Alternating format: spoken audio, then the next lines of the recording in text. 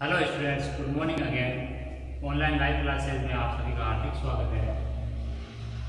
इस क्लास में हमने वर्ग यानी वर्ग संख्या और धन यानी धन संख्या के बारे में पढ़ा। वर्ग संख्या क्या होती है? एक ऐसी संख्या जो कि स्वयं को वापस गुणा करने पर प्राप्त होती है। जैसे कोई संख्या 2 है तो उसकी वर्ग संख्या कैसे प्राप्त होगी? 2 को वापस उस 2 से गुणा करने पे। 3 अगर कोई एक संख्या है तो उसकी वर्ग संख्या कैसे प्राप्त होगी? 3 को वापस उससे गुणा करने पे। ठीक है प्यारे बच्चों, वो आपके जो संख्या प्राप्त होती है उसको आप क्या कहते हो? वर्ग संख्या या वर्ग कहते हो। ठीक है, और जिस संख्या से वो प्राप्त होती है वो संख्या उसका क्या बताया था मैंने?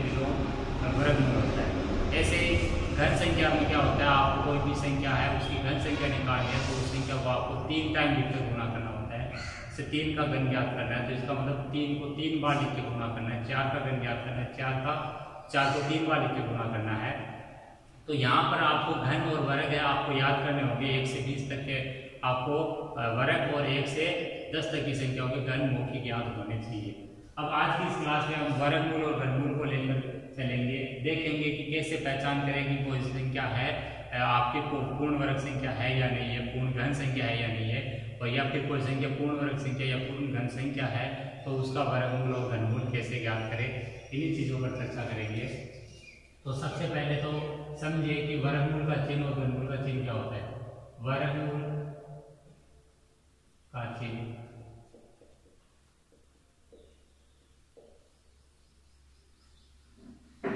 ये जो चिन्ह होता है बच्चों, ये आपका वर्गमूल का चिन्ह होता है। यानी ये जो आपका चिन्ह लिख के बाहर अगर 2 लिखा हुआ होता है इसका मतलब है आप वर्गमूल कर रहे हो। इस चिन्ह को आप क्या कहते हो? कर्ण चिन्ह भी बोला जाता है। क्या बोला जाता है? कर्ण चिन्ह। यही घनमूल का अगर चिन्ह की बात करें तो घनमूल के चिन्ह और वर्गमूल के चिन्ह के बनावट में कोई अंतर नहीं है। बस अंतर कहाँ पे है? अंतर है यहाँ पर बाहर अगर आपको 3 लिखा हुआ मिल जाए तो इसका मतलब है आप क्या कर रहे हो? घनमूल। क्या कर रहे हो? वहां पर घनमूल। बाहर 2 लिखा हुआ मिलेगा या कुछ नहीं लिखा हुआ मिलेगा, इसका मतलब आपको संख्या क्या करना है? वर्गमूल निकालना है। तो बाहर अगर 3 लिखा हुआ मिल जाए तो आपको वहां पर क्या निकालना है? घनमूल। ये 2 और 3 ही बताएंगे आपको कि वर्गमूल और घनमूल में आगे क्या करना है। ठीक है प्यारे बच्चों, तो ये तो इनके चिन्ह की बात हुई कि वर्गमूल का चिन्ह क्या होता है, घनमूल का चिन्ह क्या होता है। इनको कर्ण चिन्ह पढ़ते हैं हमने।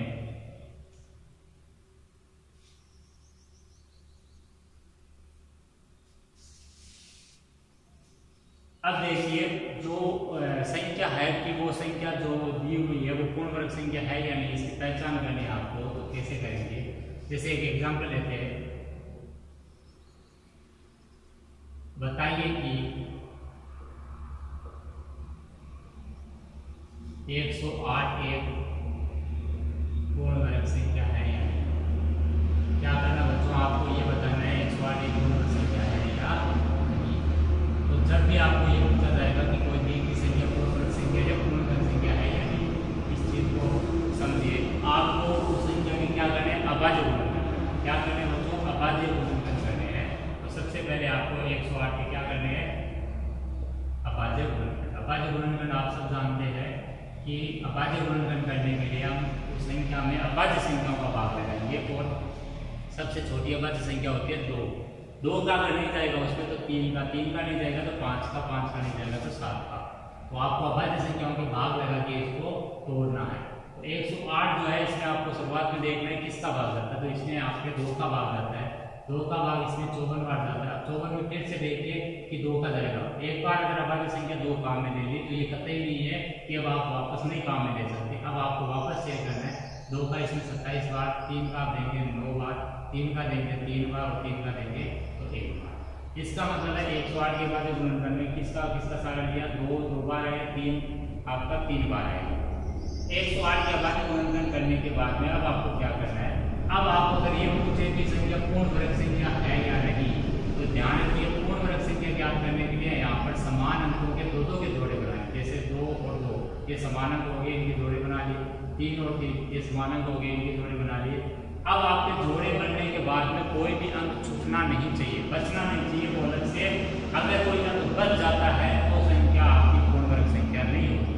आपको 2 अंकों के समान अंकों के जोड़े बनाने हैं, तब आप पता करोगे पूर्ण वर्ग संख्या या नहीं। जब आपको पूर्ण घन संख्या की पहचान करनी है तो आप 3 समान अंकों के जोड़े बनाएंगे। ये ध्यान रखिए। और अगर जोड़े पूरे कंप्लीट बन जाते हैं तब तो वो संख्या पूर्ण वर्ग संख्या पूर्णगण संख्या होगी, और अगर जोड़े कंप्लीट नहीं बनेंगे तो वो आपकी संख्या पूर्ण वर्ग संख्या या पूर्णगण संख्या नहीं होती। तो यहाँ पर आप कह सकते हो कि यहाँ 2 व 3 का 2 व 3 का 2 अंक का समन्वय बन रहा है, लेकिन 3 अकेला रह जाता है, अर्थात समन्वय पूरे नहीं बन रहे, अर्थात समूह पूरे नहीं बन रहे, इसलिए दी गई संख्या पूर्ण वर्ग संख्या नहीं है। क्या नहीं बच्चों, पूर्ण वर्ग संख्या नहीं है, ये ध्यान रखिए। पूर्ण वर्ग संख्या वही होगी जिसके जोड़े पूरे बनेंगे, दो समान होंगे। यहाँ 2 और 3 का 2 का अंक का समूह बन रहा है, यहाँ 2 और 3 है, इनका तो एक समूह बन गया, लेकिन 1 3 अब अकेला रह गया, इसलिए दी गई संख्या पूर्ण वर्ग संख्या नहीं है, समूह पूरे नहीं बने। इसका मतलब क्या हुआ, 3 बच गए, इसका मतलब समूह पूरे नहीं बने, तो ये आपका 108 एक पूर्ण वर्ग संख्या नहीं है। अब इसी में अगर आपको ये पूछते कि तो बताइए कि 108 को किस संख्या से गुणा किया जाए या फिर किससे भाग दिया जाए कि ये पूर्ण वर्ग संख्या बन जाए, तो उस कंडीशन में क्या करना समझिए। अगर इस 108 के लिए कह दिया होता मैंने कि जांच कीजिए कि 108 पूर्ण वर्ग संख्या है या नहीं, और आगे लिख दिया होता कि वह छोटी से छोटी संख्या बताइए जिससे गुणा करने पर यह पूर्ण वर्ग बनेगा या जिससे भाग देने पर यह पूर्ण वर्ग बनेगा, और फिर वो जो संख्या बनेगी उसका वर्गमूल या घनमूल ज्ञात कीजिए। तो इस टाइप के क्वेश्चन अक्सर पूछ लिए जाते हैं। तो 108 में आपने भी देखा कि 108 के जब अभाज्य गुणनखंड आपने लगाए तो 108 के अभाज्य गुणनखंड में जो आपका यहाँ पर है ये तो जोड़े बन गए थे, लेकिन ये 3 बच गया था। तो अब ये पूछते कि किससे गुणा किया जाए, तो किससे गुणा करना, आपको गुणा करने के लिए कुछ ना कुछ एक्स्ट्रा मिलाना पड़ता है, और जब किससे भाग दिया जाए तो आपको कुछ ना कुछ हटाना पड़ता है। ये चीज समझिए, गुणा करने का मतलब कुछ ना कुछ मिलावट या मिलाना पड़ेगा, भाग देने का मतलब कुछ ना कुछ यहाँ पर हटाना पड़ेगा। तो जब गुणा करने का कहा है इसका मतलब कुछ ना कुछ मिलाना है, और कुछ ना कुछ क्या मिलाना है, वही मिलाना है जिस अंक का पार्टनर यानी जिसको एक पार्टनर की जरूरत है वो नहीं आए। जैसे 3 है तो इसके पार्टनर में कौन आएगा, समूह बनाने के लिए 3 आए, तो इसको किससे गुणा करने की जरूरत है, 3 से। तो 108 का अगर ये पूछे किससे गुणा करने का पूर्ण वर्ग बनेगी, तो पार्टनर ढूंढना होता है, कहने का मतलब 3 है तो एक 3 और चाहिए, इसका मतलब 3 से गुणा करने पर एक पूर्ण वर्ग बनेगा। ठीक है, पहले यही अगर कह रहे कि किससे भाग दिया जाए, तो किससे भाग दिया जाए, उसी से भाग देना है जिसको हटाना है, हटाना उसको जिसका जोड़ा नहीं बना। सिंपल लैंग्वेज में याद रखिए, जिसका जोड़ा नहीं बना उसी को हटाना है। और अगर किससे गुणा करना ये पूछा जाए तो आपको पार्टनर ढूंढना, पार्टनर किसका ढूंढना है, जिसका जोड़ा नहीं बना। बात सारी जोड़ा नहीं बना उसी के लिए हो रही है, जिसका जोड़ा नहीं बना उसको पार्टनर चाहिए गुणा करने का मतलब, जिसका जोड़ा नहीं बना उसको हटाना है, इसका मतलब उसी का भाग लगाना। तो यहाँ 108 में अगर ये कहते हैं किससे भाग दिया जाए तो आप लिखोगे यहाँ पर 3 से भाग देने पर दी गई संख्या क्या बन जाएगी, पूर्ण वर्ग संख्या बन जाएगी। ये क्वेश्चन आपका 3 टाइप में हो गया। एक तो सबसे पहले जांच करने की पूर्ण वर्ग संख्या है या नहीं, तो उस टाइप में अपने ऐसी जांच करेंगे जोड़े कंप्लीट बन गए या नहीं। फिर ये कहते हैं किससे गुणा किया जाए, तो आपको पार्टनर ढूंढना, पार्टनर किसका ढूंढना, जिसका जोड़ा नहीं बना है, जो आया है वैसा एक और चाहिए। ठीक है प्यारे बच्चों, अब एक चीज समझिए, अगर ध्यान दीजिए यहाँ पर अगर एक 3 आ जाता और एक 5 आ जाता, सपोज कीजिए एक 3 और एक 5 यानी इनका जोड़ा नहीं मिला, तो पार्टनर किसका ढूंढना, पार्टनर हर एक का ढूंढना है। ऐसा नहीं कि 3 का पार्टनर ढूंढ दिया 5 का नहीं ढूंढा। तो पार्टनर का मतलब है इसको एक 3 की दरकार है, इसको एक 5 की, तो कितने की दरकार हुई, दोनों को 5 गुणा 3 यानी एक साथ कह दोगे 15 की जरूरत हुई, यानी किससे गुणा करना पड़ेगा फिर 15 से। यही अगर मान लो आपको कहते हैं कि 3 और 5 है वो बच गया, तो जोड़ा किसका नहीं बना, 3 और 5 का नहीं बना, तो इनका भाग लगाना है, 3 और 5 का भाग लगाने का मतलब 3 गुणा 5 यानी 15 का भाग लगाना। अब कहानी आपके समझ में आ गई होगी कि किससे गुणा करना होता है, किससे भाग लगाना होता है। जब पूर्ण वर्ग संख्या अगर कोई नहीं है तो उसको अगर बनाने की आवश्यकता है। अब यही अगर आपको बच्चों अगर कह दिया जाए कि जो संख्याएं हैं उनके वर्गमूल ज्ञात कीजिए, जैसे नीचे दी गई पूर्ण वर्ग संख्या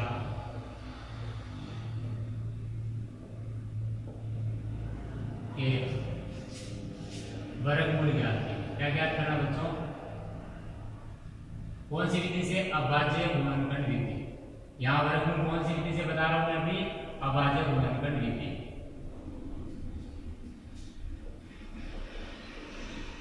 नीचे दी गई पूर्ण वर्ग संख्याएं हैं, उनके आपको चेक करने की जरूरत नहीं होती है पूर्ण वर्ग है या नहीं। जब कह दिया जाए, अगर कहेगा तभी आपको चेक करना है, देता नहीं करना है। तो एक संख्या तो आपको दे रखी है 1369, दूसरी आपको दे रखी है 2304। ये दो संख्याएं हैं जिनका आपको क्या करना है? वर्गमूल निकालना। कौन सी विधि से? अभाज्य गुणनखंड विधि से। तो समझिए आराम से। सबसे पहले आपको क्या करना है? अभाज्य गुणनखंड करना है। क्या करना है बच्चों? जब अभाज्य गुणनखंड विधि का नाम आ जाए वर्गमूल के लिए, तो अभाज्य गुणनखंड आपको सबसे पहले करने हैं। अभाज्य गुणनखंड कैसे करेंगे वो सीख लिया आपने अभी। अभाज्य गुणनखंड में आपको अभाज्य संख्याओं का भाग लगाना है। सबसे पहले समझिए कि जो आपका ये जो 1369 है, इसमें किसका भाग जाएगा? 2 का नहीं जाएगा। 3 का जाने के लिए देखिए अंकों को जोड़े, 15 3 18 19, 3 का नहीं जाएगा। 5 का इसमें नहीं जा रहा, 7 का इसमें जाएगा, ये नहीं जाएगा, ये चेक कर लीजिए। 7 का इसमें आप चेक करने का तरीका पर मैंने बताया था। इकाई के अंक को 2 से गुणा करके शेष बची संख्या में से घटाइए। 136 - 18 118 बचा। 118 में 7 का भाग नहीं जाएगा, इसका मतलब 7 का नहीं जाएगा। 7 का नहीं जाएगा तो 8 का नहीं देना, 9 का नहीं देना, 10 का नहीं देना, 11 का देना। अब 11 का भाग कैसे जाएगा वो कैसे पता करें? विषम स्थान वाले अंकों का योग 7 बना, 9 3 12 सम स्थान वाले अंकों का योग बना। 12 - 7 5, नहीं 11 का नहीं जाएगा। अब बच गया बस 13। ठीक है बच्चों, 13 बच गया। 11 के बाद 12 का नहीं देना, 13 का। तो 13 का भाग आपको देखना है कि 13 का भाग इसमें जाएगा या नहीं जाएगा। ठीक है, तो यहाँ पर 13 का जो भाग है वो भी आपका यहाँ पर इसमें नहीं जाएगा। ठीक है, तो अब देखिए आपको किसका भाग देना है। अब आपको 17 का देख के देखना पड़ेगा मजबूरन। तो 17 का भाग अगर आप दोगे इसमें, तो रफ में रफ लगा के देखिए। 70 6 102, 70 7 1900, 70 अंटे 136।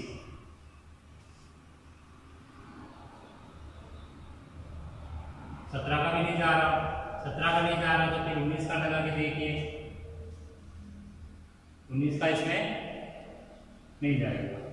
तो यहाँ पर जो आपका भाग जाएगा वो आपको चेक करना पड़ेगा कि इसका भाग, इसमें किसका भाग जा रहा है।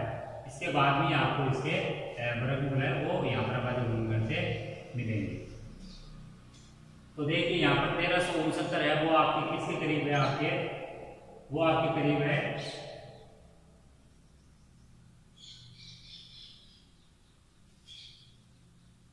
इकाई अंक से देखिए आप। इकाई अंक कितना आपका? 9। तो कहने का मतलब है ये 37 का वर्ग हो सकता है। तो इसमें किसका भाग लगा के देंगे? 37 का। तो 1369 में 37 का भाग लगा के देखिए। अभी 37 का भाग जब लगाएंगे आप, तो 37 का भाग इसमें 3 टाइम जाएगा, 4 टाइम ज्यादा हो जाएगा। 37 गुणा 3 कितना आता है बच्चों? 111। शेष पर कितना बचेगा आपका? 25। अब 37 का भाग वापस देखिए, 269 में कितनी बार जाएगा?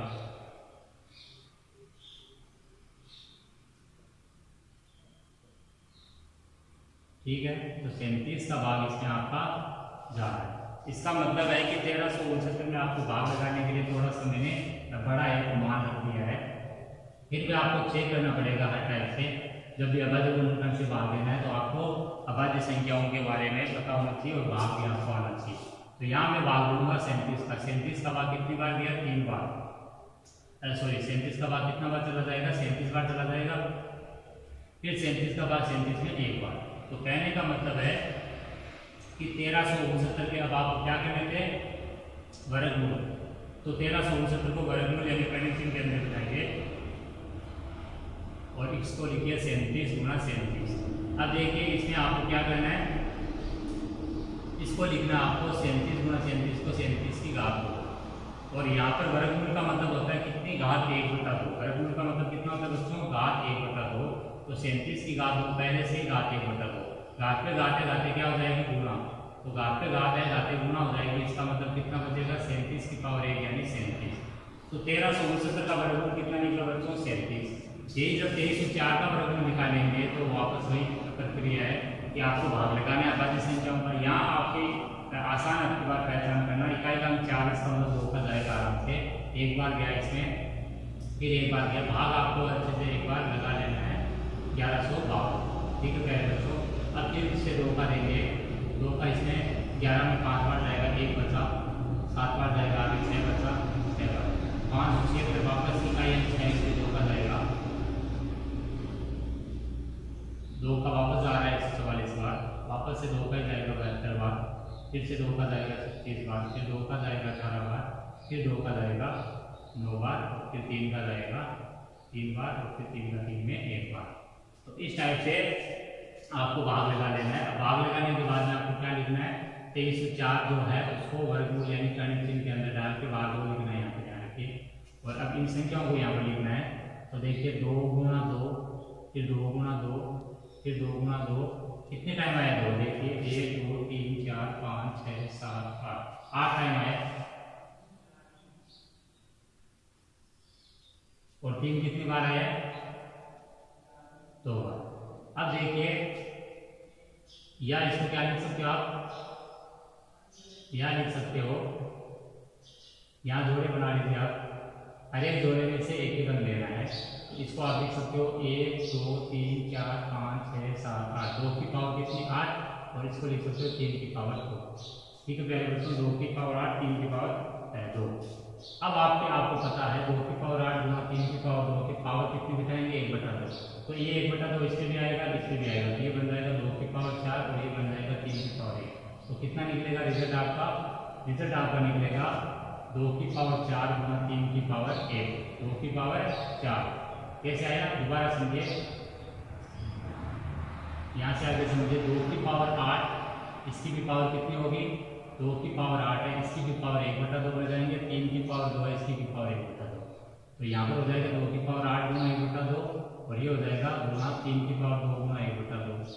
ये कट जाएगा 4 बार और ये कट जाएगा पूरा। तो 2 की पावर 4 गुना 3 की पावर 1, 2 की पावर 4 कितना था बच्चों 16, तो 3 की पावर 1 कितना 3, तो 16 गुना 3 कितना है 48। तो 2304 का वर्गमूल कितना है आपका 48। यह आपकी जो पूर्ण वर्ग संख्याएं होती है इनका अभाज्य गुणनखंड विधि से वर्गमूल ज्ञात करने का तरीका है। इस टाइप से आपको वर्गमूल ज्ञात करना है। इसके लिए आपको अभाज्य संख्याएं है, सॉरी अभाज्य जो गुणनखंड है वो अच्छे से आने जरूरी है। तो घनमूल जो है वो आज की क्लास में अभी होगा नहीं, इसलिए घनमूल को हम अगली क्लास में करेंगे। वर्गमूल पे आप प्रैक्टिस करते रहिए। आज की इस क्लास को यहीं पर रोकते, धन्यवाद।